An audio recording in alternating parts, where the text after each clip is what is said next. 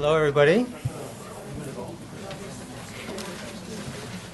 Hi, I'm John Eckenrode. I'm Director of the Bronfenbrenner Center for Translational Research, and I want to welcome you all here today for the 5th Annual John Doris Memorial Lecture. This is actually the first year this lecture is sponsored by the newly formed Bronfenbrenner Center, which represents a merger of the Family Life Development Center and the Bronfenbrenner Life Course Center.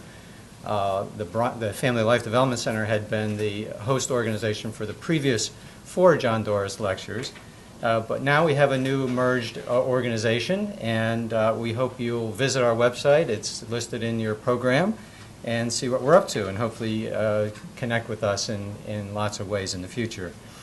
You can also find in the program a biography of John Doris, who was the founding director of the Family Life Development Center, and please read his interesting bio as well. I think Ellen Doris is here today. Ellen, thank you for coming, and it's always great to have some of the family here. I want to also thank Patty Thayer and Carrie Chalmers for their hard work in putting together this program today and taking care of all the logistics for us. So thank you, Patty and Carrie, once again. Just to let you know, following the talk, when we're done around 1 o'clock, there will be lunch next door in the room just adjacent to this room. So feel free to stay, and we can continue the conversation or just meet with friends afterwards, immediately after the talk. Now, the Bronfenbrenner Center promotes the use of science-based evidence in the design of programs and policies that benefit families and children. Today's topic is poverty, and in particular, the policy response to poverty. We're fortunate to have with us a distinguished scientist, Professor Jane Waldfogel, as our speaker, who has been studying poverty and work-family policies in both the U.S. and Britain. Now, the science is clear as to the impact of poverty on children's development and its association with a number of risks to children, such as child abuse and neglect. The child poverty rate in the U.S. has been increasing over the past decade.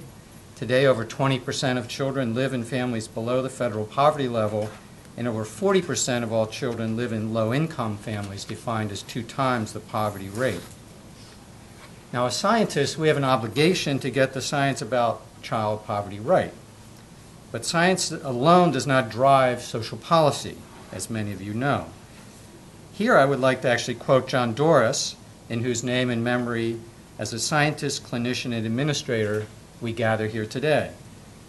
In a 1970 paper, John wrote, quote, "Scientific facts and theories about the nature of man and his environment do not in themselves dictate how we solve social problems. It is only when those facts and theories are placed in the perspective of a value system that we suggest solutions to our problems." Now, this reminder from 42 years ago is, I believe, quite relevant to today's talk.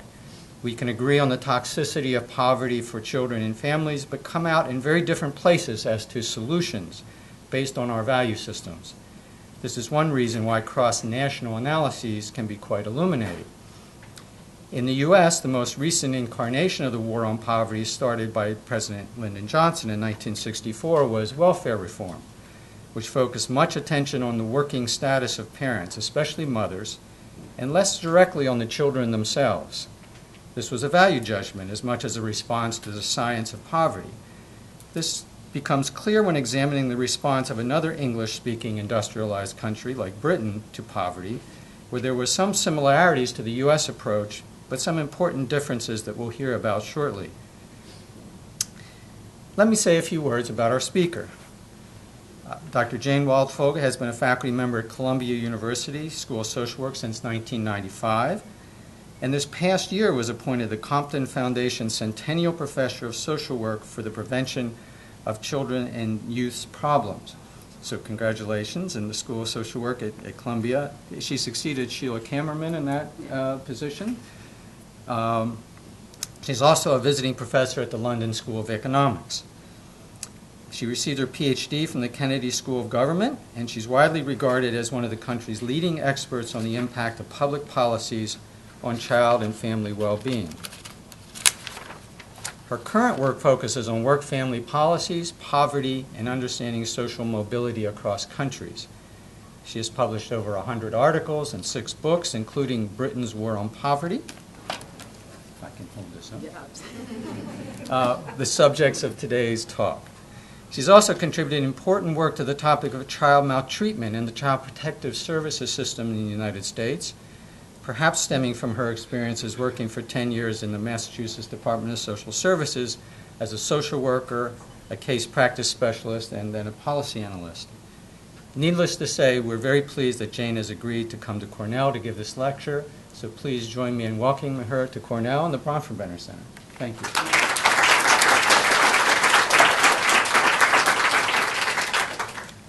So thank you, John, for that really nice introduction, and thank you for inviting me to come give this lecture today. I knew of John Doris's work, but it wasn't really till I revisited his biography that I realized the full extent of his work. It's like anything else, you know the part of the work that overlaps with what you do. So, of course, I knew his work around child abuse and neglect, child maltreatment, the child welfare system. But of course, his work went way beyond that, and so it's such an honor to be invited to give this lecture in his memory. And a great pleasure to visit Cornell and visit this new center, so congratulations to you all for joining the two centers together, and the sum will be even, what's the whole will be greater than the sum of the parts, or so yeah, it's very nice to be here. So I'm going to talk about what we can learn from Britain's war on poverty. And as John was saying in his introduction, this is somewhat reminiscent of what some of us will remember as the U.S. war on poverty. And some of us will even remember President Lyndon Johnson declaring war on poverty. And, you know, I'll spare you my LBJ imitation, although it's actually, you know, reasonably good. At the time, we all were very aware of that kind of southern Texas drawl that he had, and I actually had a pretty decent imitation in those days, but I'm going to spare you that. But this administration today, here and now, declares unconditional war on poverty in America. It'll not be a short or easy struggle. No single weapon or strategy will suffice, but we shall not rest until that war is won. And this launched a host of programs that we're all familiar with, things like Head Start and many, many more. I think what's less familiar with us in this country, less familiar to us, is that 35 years later, a British Prime Minister, Tony Blair, declared his own war on poverty.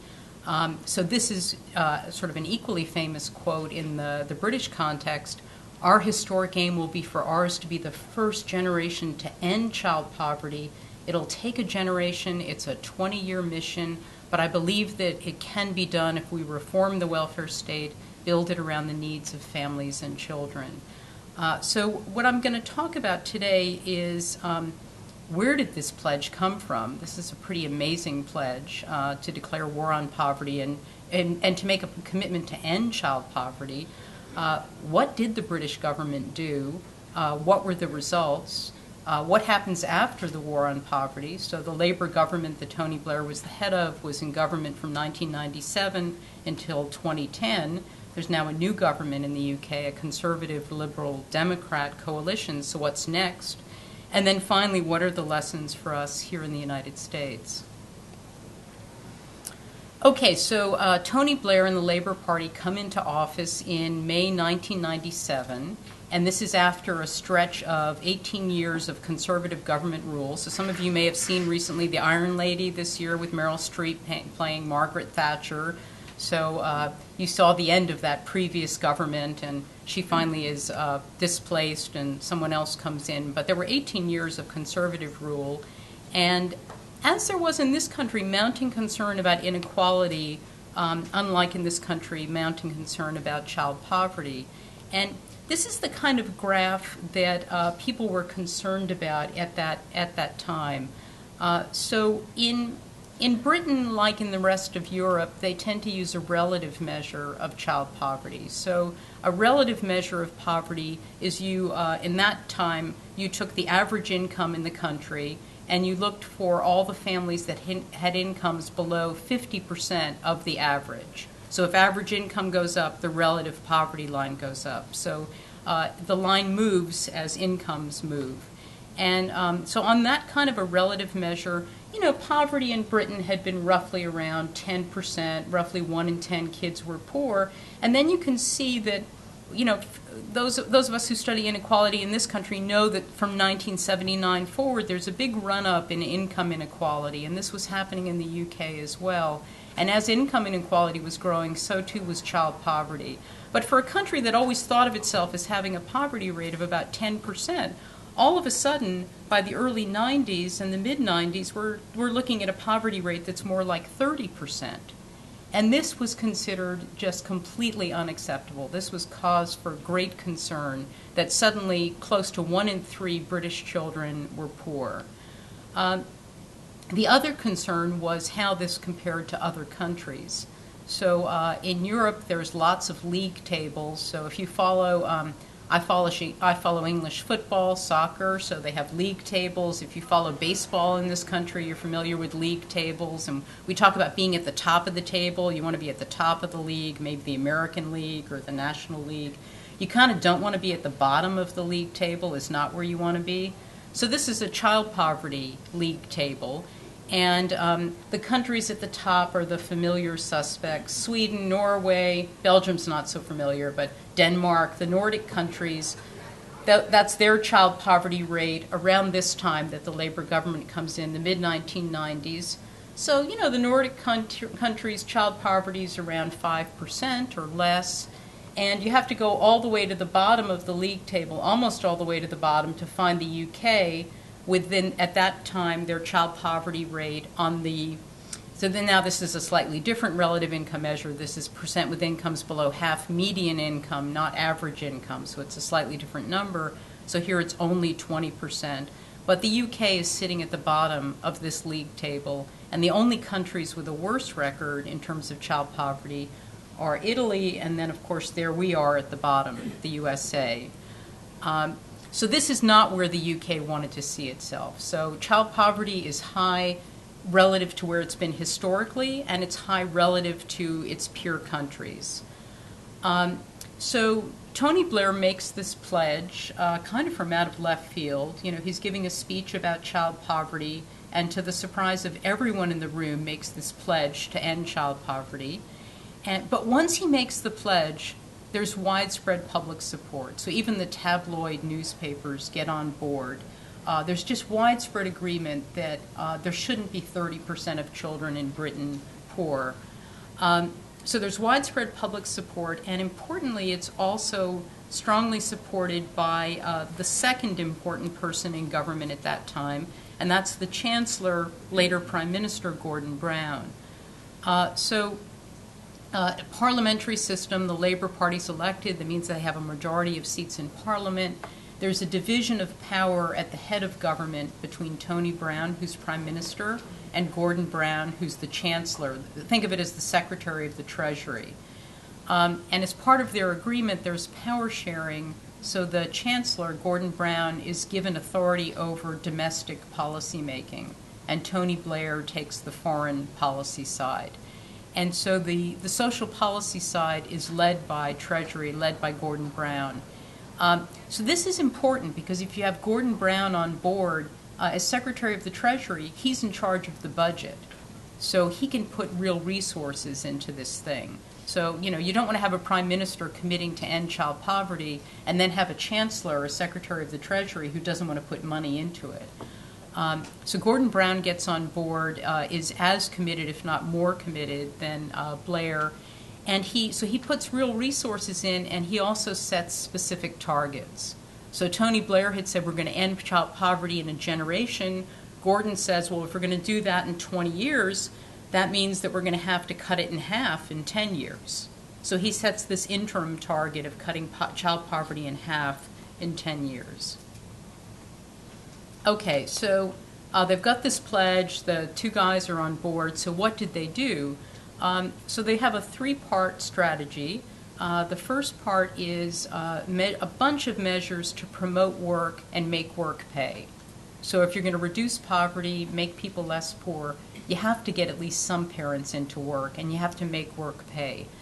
This should sound familiar to us. This is very familiar to U.S. welfare reform. This is what our welfare reform in the 1990s was all about. It was promoting work, making work pay. The second leg, raising incomes for families with children, whether or not parents are working. So you're not going to get everybody into work consistently all the time, so you have to do something about the kids whose parents aren't working. What are you going to do? You have to raise welfare benefits and other benefits. This is not familiar from the U.S. This is not what we did during welfare reform. We haven't raised welfare benefits in a long time. And then the third leg is this host of investments in families with kids. It's everything from child care to paid maternity leave to after-school programs to investments in education.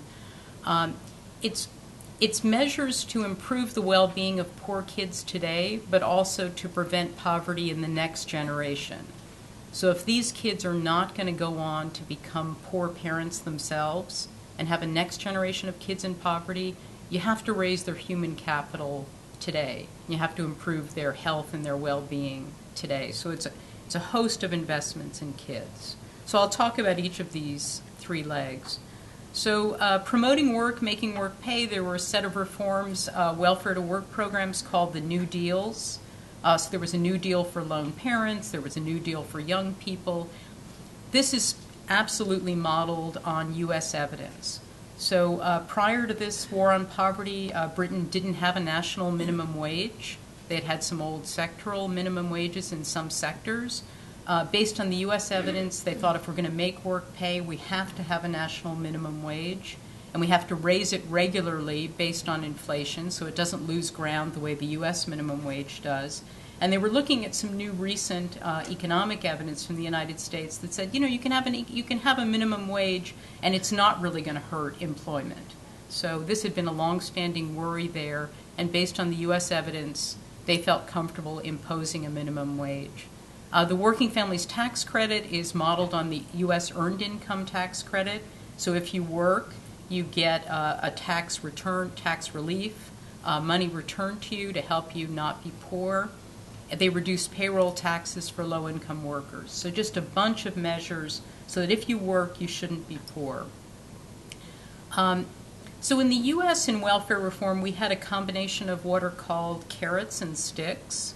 So the carrots are the work incentives. They're the minimum wage, the help with child care costs, the EITC, and then there were the sticks. So the sticks were the work requirements, the sanctions, yeah. So interestingly, they only took the carrots. They only took the carrots. And they raised single mother employment by 12 percentage points, only taking the carrots. So how much did we raise single mother employment here with the carrots and sticks? 13 percentage points. So they achieved as big an increase in single mother employment, but only with the carrots. It wasn't really that they were completely philosophically opposed to the sticks, it's that the public opinion wouldn't have gone along with it. There was a sense that they have more traditional attitudes than we have here about mothers working.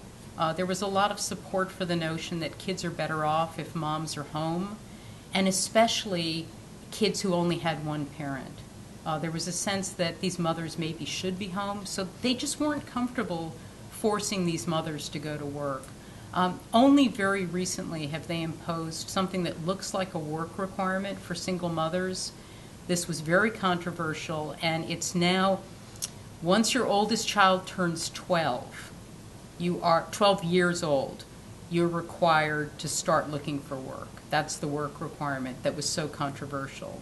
So in welfare reform here, once your youngest child turns about 3 months, you're required to. Do you see what I mean about the difference in attitudes? So it would have been very against the cultural norms to do that. But interestingly, they got really good results just with the carrots. Okay, the second leg of the reforms, as I said, this doesn't really look like anything we did with welfare reform in the States. This is significant real increases in child benefit. This is what was until very recently the universal benefit for all families with children. Any family with children, regardless of income, Richard Branson on down to the poorest families with kids. It's a flat benefit intended to help cover the costs of children. And they very significantly raised the value of that, along with the value of the welfare benefits, especially for families with young kids. So like here, there was previously a sense that if you were getting welfare, you should maybe get a slightly higher benefit if you had a teenager than if you had a young kid, because teenagers are thought to be more expensive. They want all that clothing and shoes and cosmetics, and as they thought about it, they felt uncomfortable with the idea that they were investing more in older kids than younger kids, because there's been a real thrust to invest more in anything in early childhood. So what they did was they leveled the benefits up. They raised the benefits for families with young kids, and then added some extra benefits for families with newborns to make sure that they were tilting resources towards families with younger kids. They introduced a new child tax credit that goes to about 80% of families, so it's actually for all low and middle income families. And that, again, it's just purely designed to raise incomes, whether or not parents are working. So again, with this idea that not all parents will be working all the time, and you need some kind of safety net. If kids aren't going to be poor, you've got to do something for the families where the parents are not working. So these are just flat transfers, regardless of whether parents are working. They're not work conditioned. And then something called a child trust fund. So these are asset-based welfare policies. So these are at birth, every child and their family gets a small amount of money that's put in a savings account for the child, and the family can add to it, and the government matches that for low-income families. And the idea is that when the child then turns 18, they have an asset that they can use to buy a car, to put a down payment on a home, to start a small business, although there's actually no conditions on that either. So you could take the money and go on vacation, you could buy a really flashy car. There's no restrictions on it. Again, it's just about different political attitudes. Then the third leg, these are these investments in children, and you can see I had a lot of trouble getting all these investments in one slide. In the book, the structure of the book was meant to be, there's a chapter on promoting work, making work pay. There's a chapter on the measures to raise family incomes. There's supposed to be a chapter on investments in children. That chapter turned out to be about 80 pages long, whereas all the other chapters were about 30. And so I ended up having to split it into two chapters because the investments were so many that I couldn't cover them in one chapter. So I ended up splitting in the book. There's a chapter on early childhood investments and then one on school-age investments, which mainly covers the education reforms and a few other things. And as I was saying before, these are things designed to improve well-being for kids today, but also to prevent poverty in the next generation. Some of them don't necessarily reduce poverty today, but they improve outcomes today. So paid maternity leave, the slide's actually not quite right. Paid maternity leave when these guys came in 97 was 16 to 18 weeks paid. So it was about 4.5 months paid. In 2002, they extended it to 6 months, and then in 2004, they extended it to 9. So actually, they doubled the period of paid maternity leave. So they went from being one of the shortest in Europe in terms of paid maternity leave to being one of the longest. So there's now 9 months of paid maternity leave with another 3 months after that unpaid. So you could stay out for 12 months, job protected. They introduced 2 weeks of paid paternity leave. They didn't have that before. Is that affected by the fact that both Tony Blair and Gordon Brown had children while in office? Probably yes. Interestingly, both of them used paid paternity leave while in office. And, you know, what a role model. What a great thing to do. So nobody now in Britain can say, well, I can't take paid paternity leave because my job is too important, right? I mean, if you can take paid paternity leave while you're running the country, you know, what guy can say I can't take it? So they instituted and they both used it. They raised maternity grants for low-income families, so this is part of trying to buffer families when kids are very young. They introduced something I'm very excited about, the right to request part-time or flexible hours. So this was actually They don't get credit for this, really. This was a European Union directive. The European Union directs a lot of social policy. They had to do this to come into compliance, but it's still good that they did it.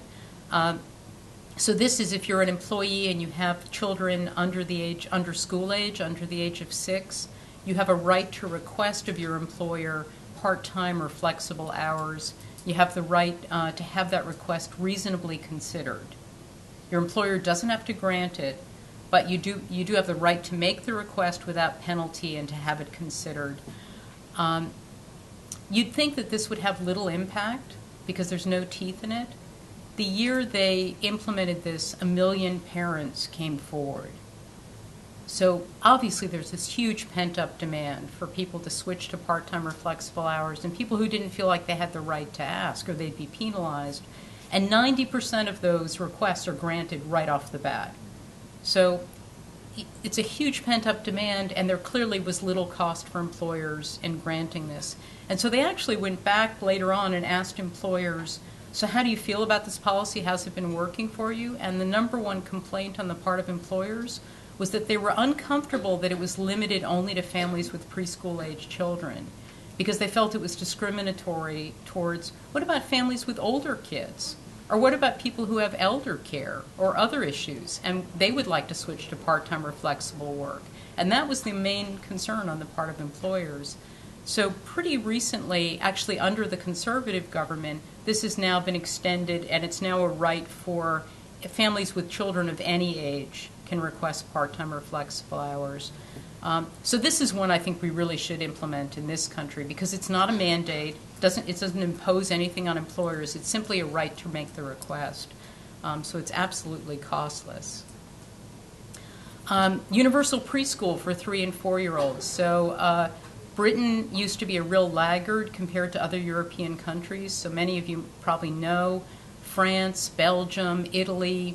The year or two before school entry, there's universally provided, publicly funded preschool, and something like 99% of kids attend in the year or two before they start school, and also in the Nordic countries, the Eastern European countries. Britain looked like us. They had a very, privately funded, for-profit, non-for-profit, but privately paid preschool system, and this was one of the original pledges of the Labour government when they came in, was to have universal preschool for all 4-year-olds. So they came in May of 97. In September 98, they implemented universal preschool for 4-year-olds. They start school at 5 like we do. And then a couple of years later, they extended it to 3-year-olds.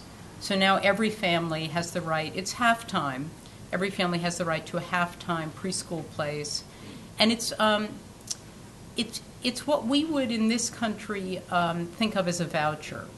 I mean, the family doesn't get a little piece of paper, but it's basically a voucher system. So you have an entitlement. The government will pay for a half-time slot for you.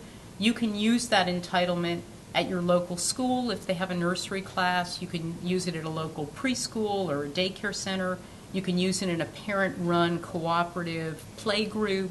You can use it in whatever form of provision, so long as they comply with the government regulations, so long as it's licensed.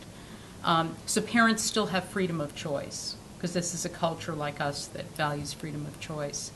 And later they started extending this downward to 2-year-olds. But by that point they were realizing how expensive this all is. And so the 2-year-olds, it's only for disadvantaged kids. So the free entitlement for 2-year-olds is only for disadvantaged. For the younger kids, the 0 to 3s, the kids under age 3, they developed something they're very proud of called Sure Start. So this is a community-based intervention.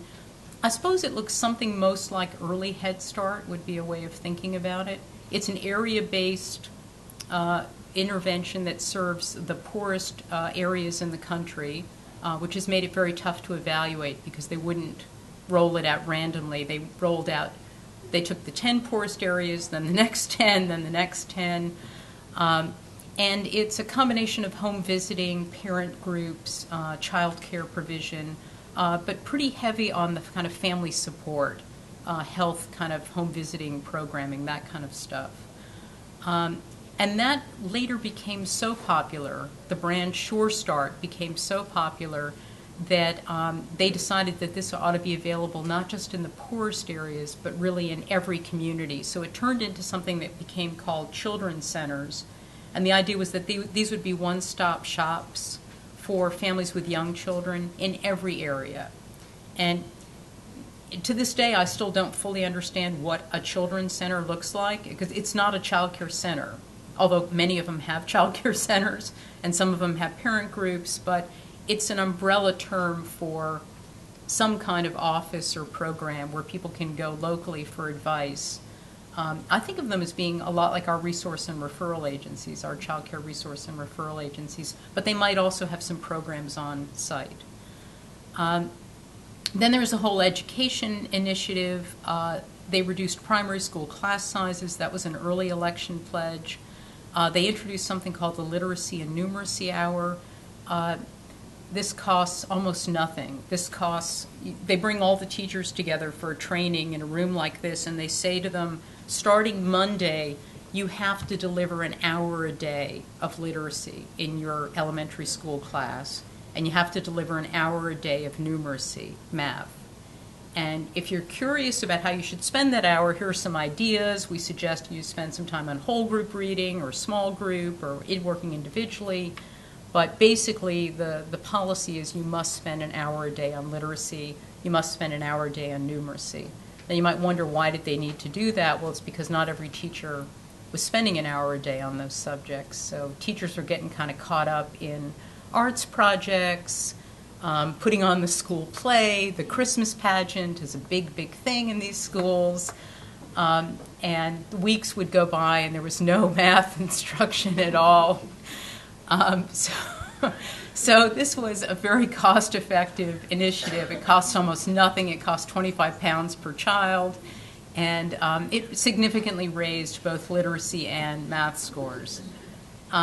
They had real increases in education spending, went up from 4.5% of GDP to 5.5% of GDP. Tony Blair, another from out of left field announced that as of a certain date, every school in the country would be an extended school. This means a school that's open from 8 a.m. to 6 p.m. So basically what we would call community schools or schools of the 21st century. And then there were a couple of initiatives around kids, the older age kids, the kids who are at risk of dropping out of school.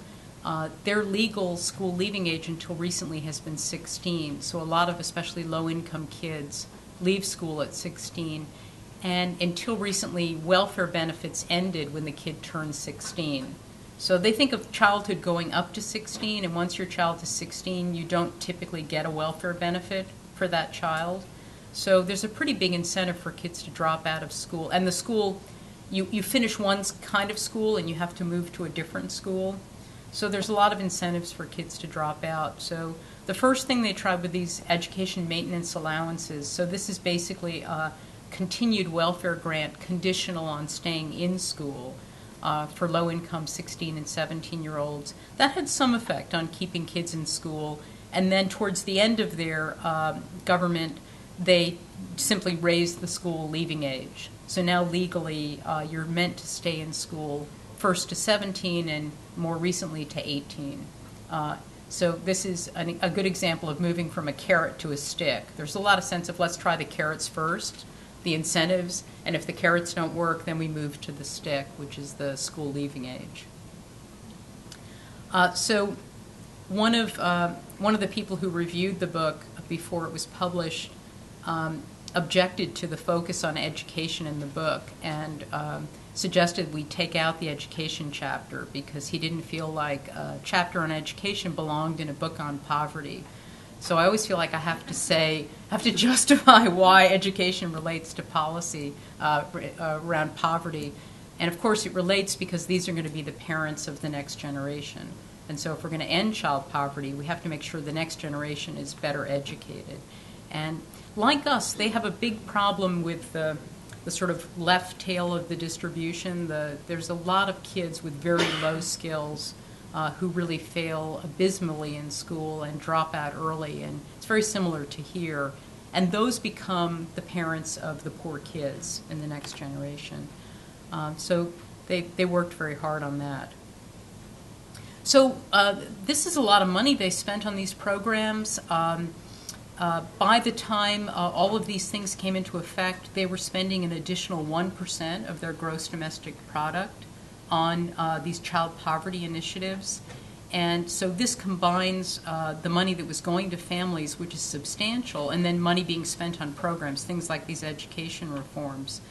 So by April 2010, this is about 10 years after Blair's announcement in March '99, the average family with kids is $3,200 a year better off, and families in the bottom income quintile, the bottom 20% of the income distribution, are $7,200 a year better off.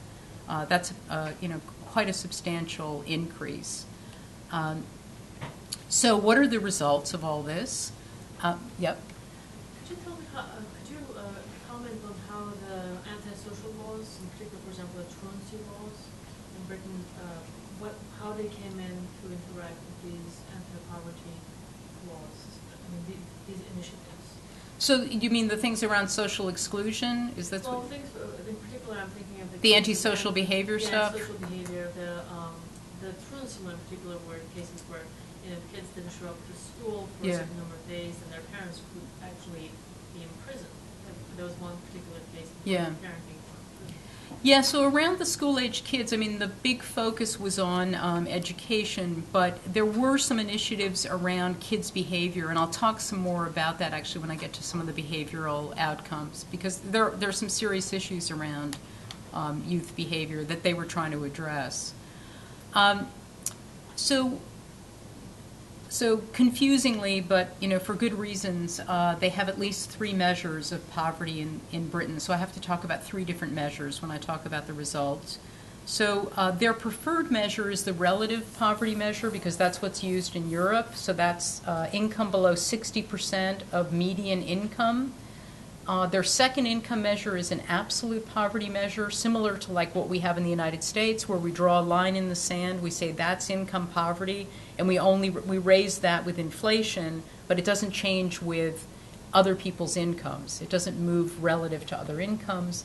And then they had a material deprivation measure, which is very interesting, a measure of having both low income and lacking basic necessities that everybody agrees kids should have. So when Blair declared war on poverty, there were 3.4 million children in poverty, whether you use the relative or the absolute measure, because initially they're pegged at the same level. There are 2.6 million who are materially deprived. 10 years later, if we look at the absolute poverty, which is most similar to what we have in the United States, because we use an absolute measure, so they met the 10-year goal. The 10-year goal was to cut child poverty in half. They cut it by slightly more than half, right? They moved 1.8 million out of the 3.4 million kids out of poverty in absolute terms. That's more than half, more than 50% reduction. So they're there. Relative poverty is much harder to do, because relative poverty, the poverty line keeps moving up as incomes go up. So this is the late 90s, the early 2000s. This is years of tremendous economic growth. All the incomes are rising. So as fast as they're giving more money to low-income families, middle-income families are moving away. So they're shoveling sand against the tide is the way to think about it. Had they not spent all this money on low-income families, relative poverty would have gone up quite substantially. So instead it goes down 15%. So from my view, that's a good result. From their perspective, that was disappointing. They'd hoped to cut it by more. And then material deprivation falls by about 15%. So we can easily compare the record on absolute child poverty with the United States, because we're both using absolute measures. So here we really are comparing apples and apples. So the red line is the United States child poverty rate, and you can see child poverty comes down during our welfare reform during the 1990s. So that's welfare reform, it's the expansions in the ITC and the child care subsidies, and it's the strong economy in the 1990s. So all 3 things are happening at the same time, and so a portion of that is welfare reform, a portion of that is making work pay, a portion is the strong economy. But you add it all up, and we have that very sizable decline in child poverty in the 90s, and then, of course, it starts ticking back up in the 2000s, and then worryingly goes up quite sharply in the most recent years, and that's, obviously the recession. So that looks pretty dramatic until you look at the blue line, which is what happened to child poverty in Britain. And so you see if you look at the period after Labour comes in, and especially 99 forward, there's just that plummeting in child poverty in the blue line. And then interestingly, even after around, kind of plateaus around 2002, when they get involved with other things and their attention shifts elsewhere, Blair's running for re-election, he starts worrying about the middle class, not so much about poor children. It kind of plateaus, but it doesn't go up again like it does in the States, because everything is still being uprated with living standards and with inflation. There are these benefit increases that make sure that families don't fall further into poverty. And so you can see, even as they start heading into recession, child poverty still is going down because the benefits are going up relative to how much earnings went up in the prior year. So the benefits are always going up a little bit faster than they need to as the economy is going into recession. So there's this continuing decline. Relative poverty, it's a little bit harder to have a comparison. I think the best comparison is what was happening in the rest of the European Union, where, so the UK is the reddy bars, and the rest of the EU are the light purple, light blue bars. And you can see the UK is a real outlier in the European Union with much higher relative poverty rates. And you can see those poverty rates coming down, especially from 99 to 2002, 2003, the really intensive period of reform, at a time when the rest of Europe, relative poverty is pretty flat. And in a lot of countries, it's going up. So this is this point about relative poverty would have been flat or would have gone up in Britain had they not had these reforms. And then finally, material deprivation. I mean, I really like this as a measure because it was some of the first signal that things were happening in terms of the reforms. And I think also it's a measure that maybe interests the public slightly more than poverty. So, I won't go through all of these, but just the first one, what's the percentage of families, lone mother families, who say, I worry about money almost all the time. I worry about money all the time. And in 99, when Blair makes his announcement, it's almost half lone mother families. They're worrying about money all the time. And already by 2002, that's down to 30%, and then it comes down a little bit lower. And you can see it on a host of items, running out of money, not being able to afford things. A lot of these things are cut in half.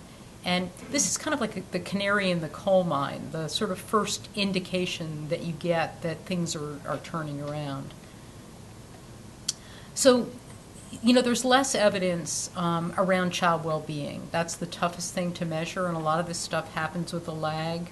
I did several studies where I looked at, how are families spending the money?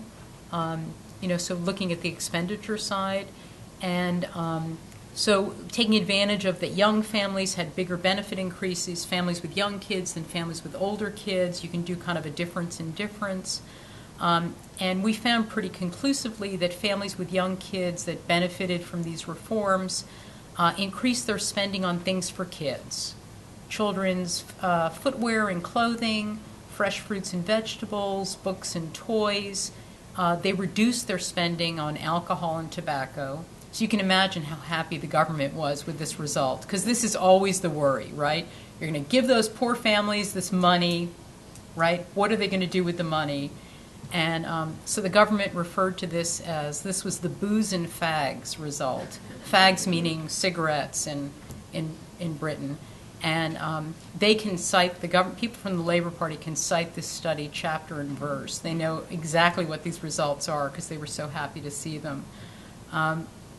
We did a similar study in the U.S. about how families spent the money they got during welfare reform, the families that gained income during welfare reform. So to gain income during welfare reform, you had to go to work. So the way families spent the money in the U.S. is on adult clothing and transportation, right? Things you needed to go to work. There's no evidence of increased spending on kids. Sure Start, this early intervention they're very proud of, did improve parenting, child health, and child behavior, didn't improve cognitive outcomes because the kids weren't sent to center-based care. And there's some good findings around adolescents and lone parent families who got the other end of the reforms, the education maintenance allowance, had improved mental health, school attendance, and school intentions. There's also some evidence around kids' behavior. So these are cross-national surveys about kids' health behaviors, and early on, these are adolescents, so 2000, 2001, they haven't been too affected by the reforms. Britain is at kind of the bottom of the league table, so they rank 18th out of 21 countries on the share of kids that eat fruit every day, 16 out of 21 countries, the bottom of the league table around do you like school a lot. Basically, they're sort of at the bottom on a bunch of things, and they move up in rank on almost every item, moving to 2005-06, except these problematic behaviors. Bullying, fighting, getting drunk, they continue to be at the bottom of the league table. They just have these problems with youth antisocial behavior. I will not deny it. There's some things they just haven't grappled with. Now, you may say they were at the bottom of the league table. There was no place to go but up. This is regression to the mean. So now I'll show you the United States. So here we are. We're also down at the bottom of the league table on a bunch of these things, like eating fruit, getting into fights, that kind of stuff. We have fewer items because we won't let our teenagers answer questions about sex. So that's why this table's shorter than the other one. So we didn't move up on every item, right? We moved up. We did move up on the fruit thing, but we moved up a little bit on a few, but there's a couple where we didn't move up, and there's several we moved down. So you don't see the same pattern. Okay, so this is not in the book, but I was worried somebody would say to me, there's this big increase in income for low-income families. What about child abuse and neglect? I can't believe you haven't talked about that. Well, I haven't talked about it because it's just too difficult to attribute this to the reforms, I think. I don't think it's responsible to do that. But that said, on this column, the closest column to the years, that's the number of kids per 1,000 who are sitting on the child protection registers. So you can think of those as being indicated or substantiated cases. And over on the other side, in the parentheses, that's just to remind you about what happened to the relative poverty rate. So relative poverty fell from, 97, 99 into the early 2000s. Did the share of kids on the child protection registers fall over the same years? Yes, they did. They do come down from like 29 to 23 in 2005. So the low point for relative poverty is the same year as the low point for kids being on the child protection registers, and then it turns around and starts going back up. So maybe that's worth looking into more, but I'd say it's suggestive more than conclusive. Okay, what's next? As I was finishing the book in the spring of 2010, there was an election looming in May 2010, which the Labor Party was likely to lose, and in fact they did lose to the Conservatives and Liberal Democrats, who then came in June 2010. So Tony Blair and Gordon Brown are no longer in office. I think what they did is going to last. I think they put child poverty on the national agenda in a lasting way. I think there's no going back. I think it's become kind of a mom and apple pie issue, and no politician in their right mind would get up in Parliament and say, I think we shouldn't worry about child poverty. To the contrary, prior to the election in 2010, the Labor Party cleverly filed legislation, a child poverty bill, committing future governments to the child poverty target and setting up things like a child poverty commission and measures of poverty.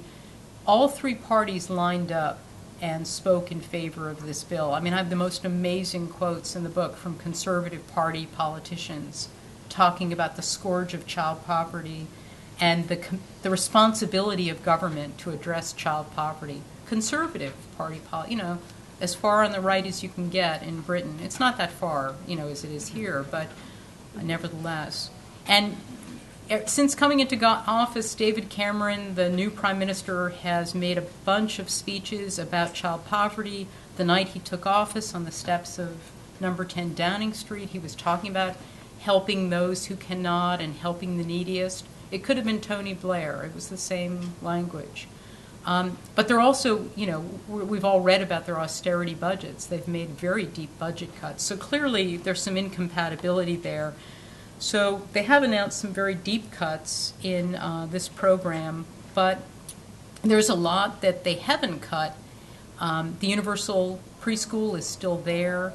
Sure Start is still there.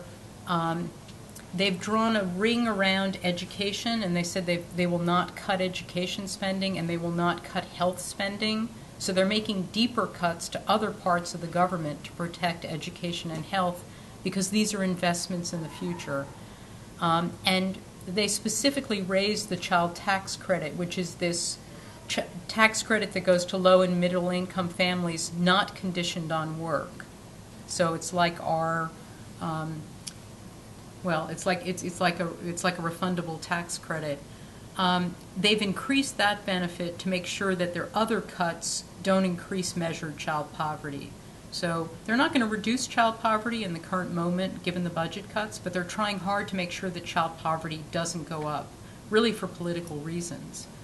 And they're thinking about more, we were talking earlier this morning about, they're really thinking hard about these early childhood prevention programs, things like home visiting and parent support.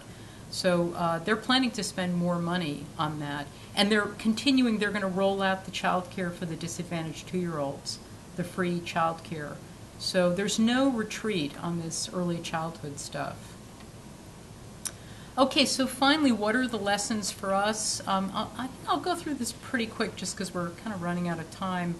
On promoting work and making work pay, they took a lot of what we did during welfare reform, but did it slightly better. So, the lesson for us around the minimum wage is our minimum wage has really eroded and it needs to be set higher, and we should have some mechanism for updating it annually as they do rather than letting it lose value. There may be ways to expedite access to the ITC. Strengthening the safety net. Our federal child tax credit isn't fully refundable. We might want to think about getting additional benefits to young kids like they did. I hope I've conveyed my enthusiasm for their work-family agenda. Paid parental leave we don't have here. The right to request part-time or flexible work I think is costless. It's an easy win. Universal pre-K for 3- and 4-year-olds. The states have been trying so hard to do this, and we're serving about a quarter of 4-year-olds with universal pre-K. And I would have said 5 years ago we'd be there now, but it's tough with the recession. It's really tough with what's happened to state budgets, but I think we'll get there. And then there may be some stuff for us to learn from the education reform. Some of what they did was pretty clever and creative. Clearly, you don't have to work out all the details in advance. So there's very much this flavor of, when Johnson declared war on poverty, he tapped Sergeant Shriver, and he said, you're going to be in charge of war on poverty. And there's wonderful videos of Shriver saying, well, he said, you're going to be in charge of war on poverty. I didn't know what to do, And he got all these smart people in one room and said, well, what do you think we should do? And that's how they came up with things like Head Start. And this initiative had very much that feel. Very much that feel. Tony Blair, Gordon Brown, they're really committed. They want results. What should we do? And all these smart people running around Treasury, and they called people in and said, what should we do? And what's the evidence from Nurse Family Partnership? And what's the evidence from Perry Preschool? And, this is really, how it all developed. So setting a goal, setting a target can really mobilize policy. I think I also learned in the process how important it is to have good measures of poverty. Going into this, I thought they were nuts to have 3 measures of poverty. It's just so complicated. It was difficult today to have to stop and say, okay, there's 3 measures and here's how they're defined, and most of you still, couldn't say what the 3 measures were, and it just adds this layer of complexity and confounds things. But each of them provides some essential information, and it is pretty important here because we have an official measure that doesn't capture government effort and that doesn't do a good job of capturing especially things like work expenses. And so we don't really know who's poor on the official measure. So since completing this, I've actually been doing a lot of work on improving poverty measurement in the United States because we need to do it. So we now have a supplemental measure which it looks a lot better and does a lot better job at capturing who really is poor and what's the role of government policy. The politics, this is tough. They maybe didn't publicize as much as they should have what they were doing, and they maybe didn't get as much credit as they should have. But then again, it's very hard to get public support. So, as I was starting the book, I was really gung-ho that, the next president of the United States should declare war on poverty. I'm not sure that that would be the right thing here. Poverty evokes certain frames here. There's certain reactions to it. Obama has talked a lot about ending child hunger in the United States. Maybe that's a better frame for us to talk about child hunger. The First Lady is doing a lot of work around ending obesity, childhood obesity. No child in this country should be ill-housed. There's a lot of work about homelessness. Maybe those are better frames. I think we need to think openly about what frame is going to work with the public. To me, the biggest lesson is that you can do this.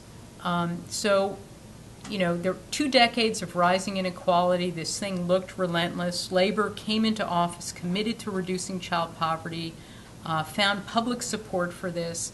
There's lots of individual lessons, but to me the most important lesson is that it's possible to make a sizable reduction in child poverty. This is not rocket science. This is all stuff we know. It was all done based on our evidence from the United States. You don't have to work it all out in advance. This is pretty easy to do. So if we think there's nothing government can do to reduce child poverty, if we think this is intractable, there's nothing we can do, I hope I've persuaded you that this example clearly provides evidence to the contrary. And it's really just a matter of political will. If we had the political will to do this, it's a no-brainer. It's not rocket science. So it's just a matter of generating the political will. And people at Russell Sage will want me to tell you that you can get the book at Russell Sage. And helpfully, they always now, as a matter of policy, put the introduction to the book online, so you can get the introduction for free on their website. And they always require now, the introduction always summarizes the entire book. So if you want the executive summary of the book, you'll find it online at their website. But if you want the nitty-gritty details, about these antisocial behavior orders or things like that, then you have to get the book. And there are some of these youth coming out of the subway, who knows what they're up to, but there are some of those youth we were just talking about on the cover. So that's it. It looks like it's 1 o'clock. Oh, 12:57.